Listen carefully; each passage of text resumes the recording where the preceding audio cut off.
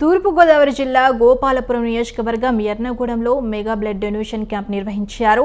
Are convention హాల్లో స్థానిక MLA ముద్దిపాటి Venkataraju చేతుల మీదుగా mega medical camp blood donation క్యాంపులు ప్రారంభించారు. అయితే నియోజకవర్గంలో ఆశించిన స్థాయిలో వైద్య సదుపాయాలు లేవని, అందువల్ల ప్రజలు మెగా మెడికల్ క్యాంపులను వినియోగించుకోవాలని వెంకటరాజు తెలిపారు. ప్రతి 3 నెలలకు ఒకసారి నేతలు దాతల సహకారంతో మెగా మెడికల్ క్యాంపులు నిర్వహిస్తామంటున్న ఎమ్మెల్యే వెంకటరాజుతో మా ప్రతినిధి సతీష్ ఫేస్ టు ఫేస్.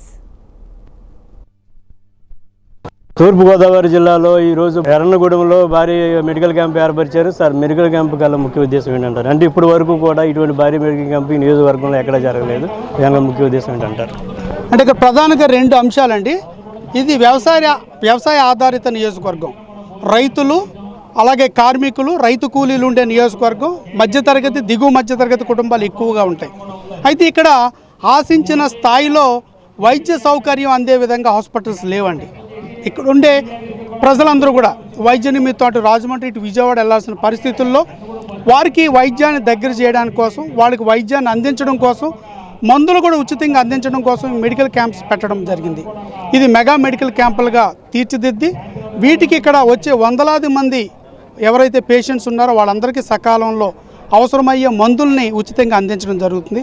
అదేవిధంగా బ్లడ్ డొనేషన్ క్యాంప్స్ కూడా పెట్టాం. ఇది ప్రజల్లో ఒక చైతన్యం తీసుకురావడానికి చేసే అంశంగా భావిస్తూ ఇది ప్రతి 3 నెలలకు కూడా ఈ రీతిని మెగా మెడికల్ క్యాంప్ని కొంతమంది దాతల సహకారంతో వాళ్ళ యొక్క సర్వీసెస్ ఉపయోగించుకుంటే అంటే ఉదాహరణకి ఈవేళ సుబ్బరాజు గారు పుట్టినరోజు, వారు ఆర్థిక సాయాన్ని అందించారు. తద్వారా ఇక్కడ ఇంత మెగా మెడికల్ క్యాంప్ని రన్ చేయగలిగాం. అలాగే భవిష్యత్తులో ప్రతి 3 నెలలకు ఒకసారి దాతల యొక్క సహకారంతో, నాయకుల యొక్క సహకారంతో ఇలా మెడికల్ క్యాంపుల్ని మనం పెట్టగలిగితే ఇక్కడ ఉండే దాదాపు 3 లక్షల పైచిలుకున్న ప్రజలకి కనీసం కొంతమందికైనా వైద్యాన్ని అందించగలుగుతాం, వైద్యాన్ని దగ్గర చేర్చగలుగుతాం.